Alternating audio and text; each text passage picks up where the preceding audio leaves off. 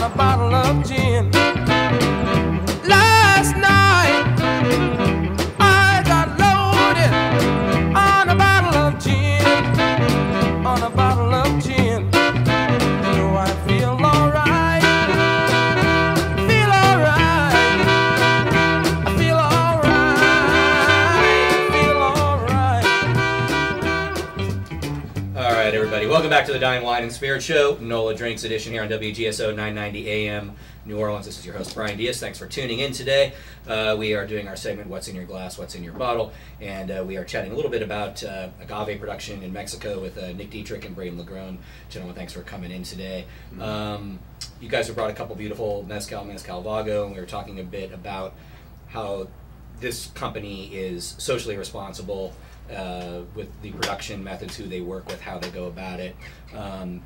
So let's talk a little bit about production. We touched on in the last segment many, to quote Braden, species of agave within the larger family, maybe 40 something or so that are used to produce mezcal. And as Braden educated us on, it's the blue agave that's used to produce tequila. Now there are other things like espadín, for example, in the family of agave distillates. Are there? So there's a few that have names, right? And then I'm imagining there's some regional variation. They're just kind of no-name stuff. Is that true? Or I mean, yes, to a degree. Certainly. I mean, and you mentioned espadín. Espadín's what 80-something% of all mezcals are made with espadín and come from Oaxaca. Okay. But honestly, you would think, because like they do call a palenque, a factoria, like they call like the site where you distill different things in different states, whether it's Michoacan or Jalisco or Oaxaca, but or anywhere else that you're going to be distilling mezcal. But honestly, the names of the agaves, I haven't seen a lot of variance in. You know, it's pretty consistent no matter where you are in the country. When they point to that, they say Barriel or Guixe. Okay. There are some, like especially like so one of the bottles that we brought is from Sola de Vega, where they actually call this has barril in it, and they call it something else, which I can't remember, but the Judah and Dylan were like, no one's gonna know what you're talking about if we put that on the bottle, so it's barril. Oh, okay. There we go. Makes but sense. that's the only instance I've heard of that too. Right. Okay, interesting. So now, if the stuff is not produced then in the appellation, but there's a lot of stuff that's made from agave that's not produced within the mezcal or tequila appellations, correct? That's right. And so then and that stuff will have then regional names? For the most part, yes, they'll have some regional names, such as Bacanora is produced mainly again with espadín agaves. It is roasted underground and just distilled twice, and hardly ever cut with really any water. You know, maybe Punta Tacalas, but you know, so it's very much like mezcal in Oaxaca, but it's produced in the northern state of Sonora. Or you go to Chihuahua and they have a plant that's very similar to agave, but isn't agave, but we're going to consider it agave for the time being, called Sotal. And then, yeah, if you're in western Jalisco, in the western mountain ranges around there, they produce what's known as raicilla. And the story goes there that it was kind of like an avoidance of the tax man. He would come around and want you to pay taxes on your mezcal. He'd say, oh, no, but we don't make mezcal here. We make raicilla. Very good. I like that story.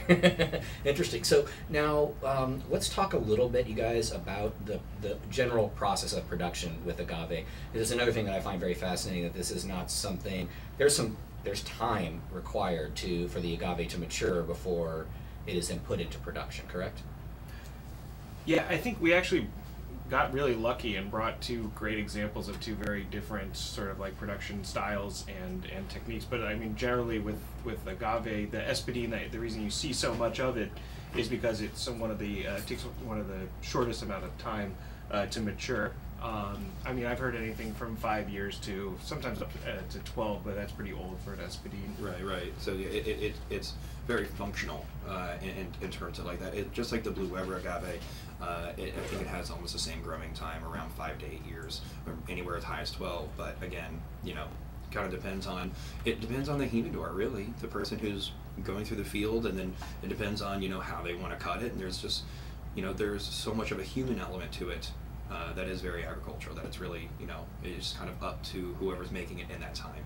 And that's an important issue, and I think that's a nice segue, Braden, is that we want to talk about today here. Also, what we want to touch on is, you go from a particular village, particular producer that's doing this stuff, it is a it is a way of life. It is embedded in the culture. I know stories that you guys have shared with me times past. In some of these cases, this stuff is produced at the village level, and it is all consumed, say, through family reunions and birthday parties.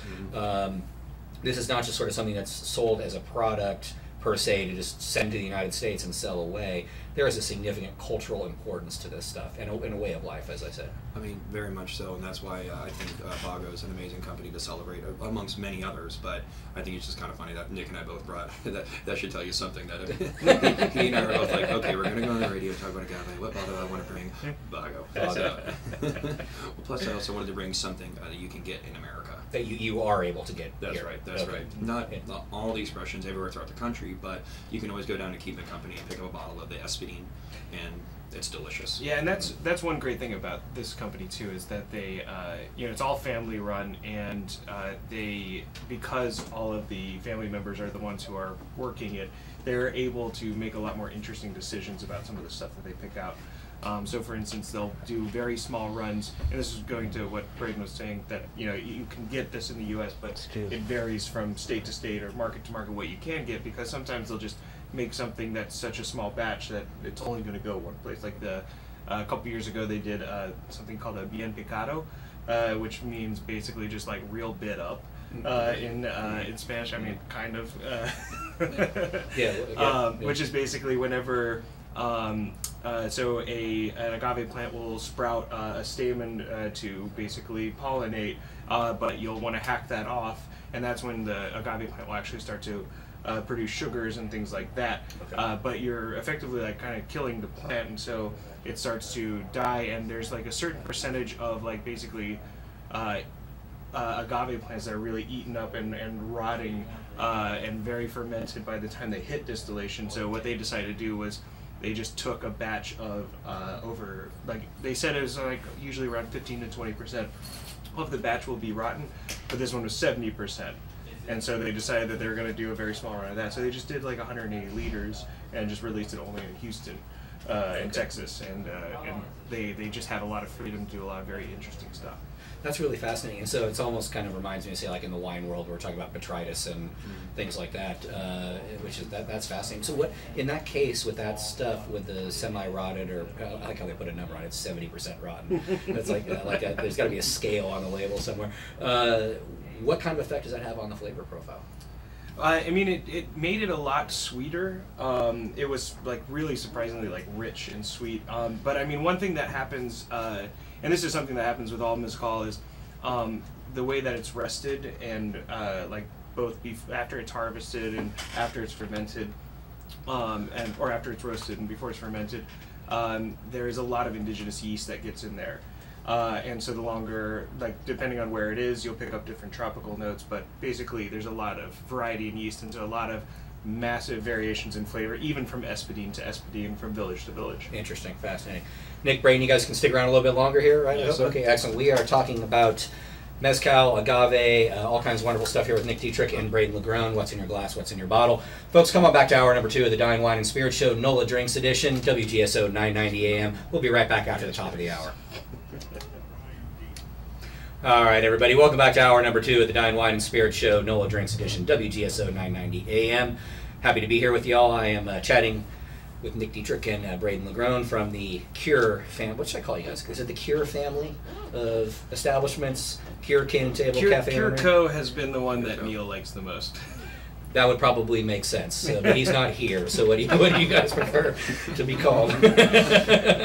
Cure family. I mean, family. yeah, that anything works. I mean, or you could refer to us as my favorite band, The Cure. The Cure, right? Yeah. Exactly. Okay, that very Robert Smith of you. Yes. Great. Well, you guys were talking a little bit here during this segment about mezcal, and this is our segment, What's in Your Glass, What's in Your Bottle, and we were talking about traditional production methods, some of the cultural import of this, some of the threats to this, and I kind of want to bring that back around to circle back on a couple things. But before I do, Nick, can you tell us a little bit more? Would you elaborate on the one that you just poured for us? I know we touched on it, but we didn't get too far into it. Yeah, so basically, up until recently, Mezcal Vago used only 2 producers, and it was Aquilino Garcia Lopez, who works out of Candelaria Yagole, And a little bit west of that is another village called Sola de Vega, which is a cousin through marriage of Aquilino and Judah, who is the son-in-law to Aquilino. So it's it's a pretty tight-knit group. But this one here is interesting just because it is what Aquilino does in Candelaria Gole, the first one we tasted, is I guess I don't know how to put it. I guess it's a little bit more modern than what Tio Rey does. From a production process standpoint? Right, so what he uses an olla de barro, which is a clay pot still, which is more closely modeled after the Filipino style of still, which they believe came to Oaxaca in the 9th century AD. So, wow. So well before you had the Columbia Exchange and things like that. Yeah. He also grinds everything by hand. So they'll be out there with 2 axes just hacking up and crushing agave that way, as opposed to using a tahona, which is the large stone wheel typically pulled by a donkey or some beast of burden, sometimes an ox, and then he also has a 100-year-old tree dug out kind of like a canoe that he uses for most of his fermentation. Oh wow! It's like an open air kind of thing. Okay. Yeah, which is another. We were talking a little bit about yeast before the break, which is another interesting aspect of it, because with these open air fermentations, the indigenous yeast will pick up a lot of notes and characteristics from what you have growing around it, and throughout Oaxaca, you have a great diversity of microclimates, and so you'll have very, very differentiating tastes. Differing tastes from village to village. Like if you just go over a set of mountains, you'll have a completely different read on the Espadín there as you would on the other side.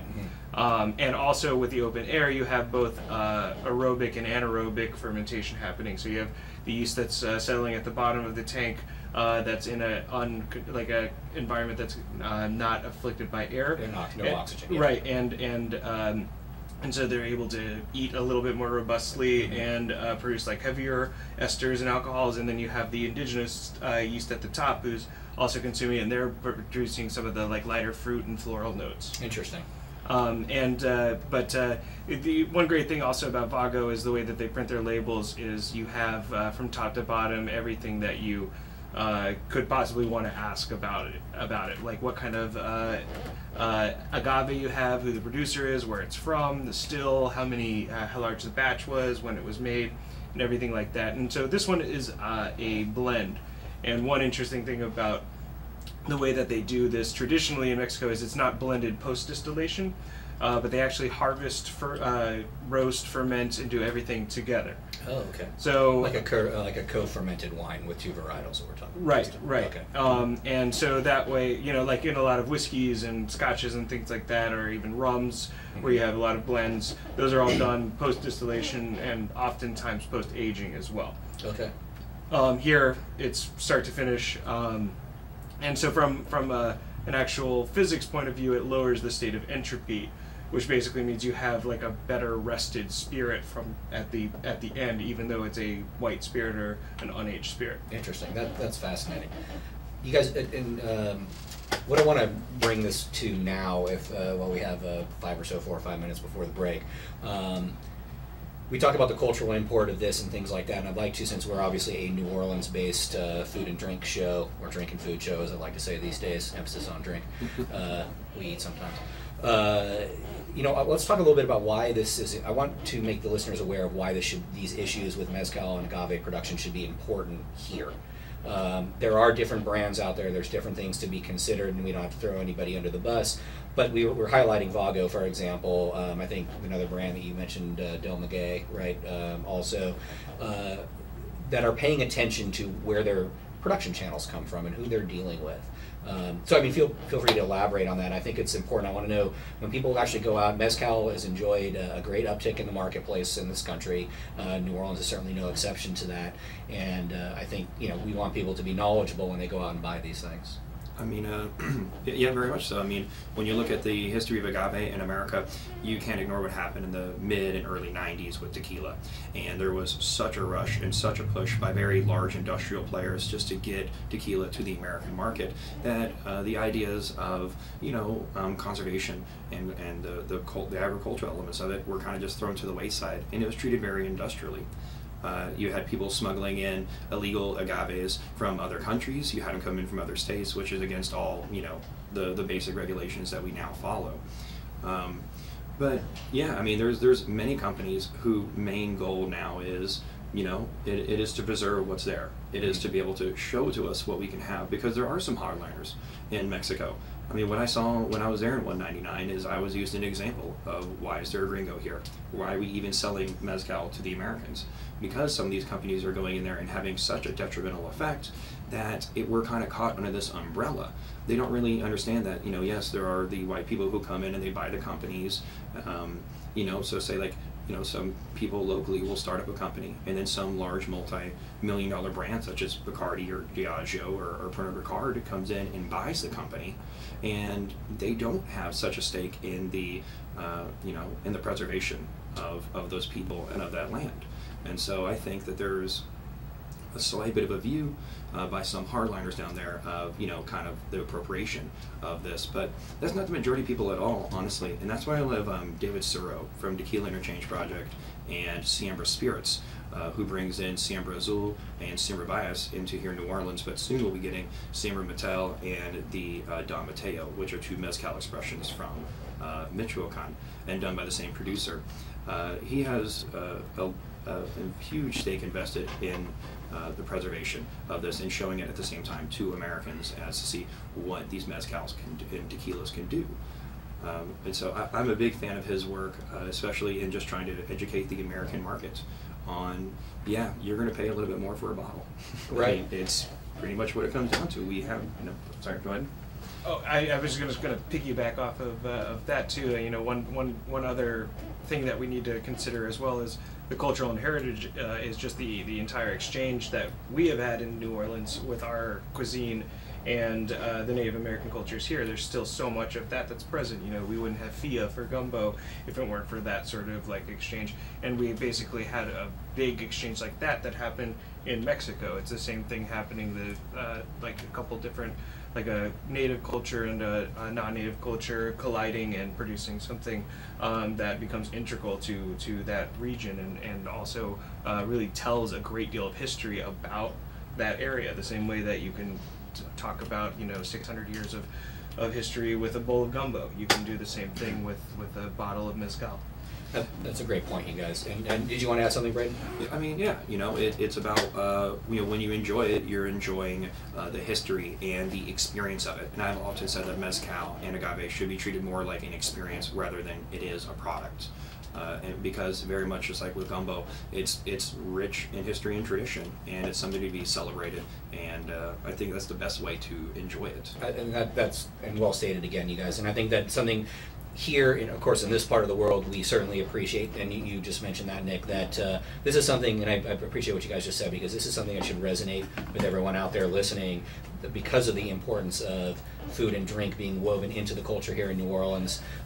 This is another good example of that, and being aware of what it is that you're purchasing with agave products, and in this case mezcal, what we're talking about primarily here today, I think is really important. And yes, as you said, Braden, you're probably going to pay a little bit more money, but it's worth it, because when we consider that, the cultural importance, the quality of the product, I think there's a dollar to performance ratio there that matters. It's not you're paying more just to pay more to be a good guy. You're paying more to get something that's better. I mean, exactly. I mean, yeah, some of these mezcals are priced, and I think very appropriately for what they are. I mean, and again, I just want to reiterate, the best way to experience all this is to go there. Yeah. I mean, you don't have to go to Oaxaca or Jalisco or Michoacan to enjoy mezcal, but it certainly helps. And that's nice. And let's build a little tourism, promote some tourism down there. Come stay at my place. Come stay at your place when you go down there, Braden. Come on back to the Dine, Wine, and Spirit Show, NOLA Drinks Edition, WGSO 990 AM, New Orleans.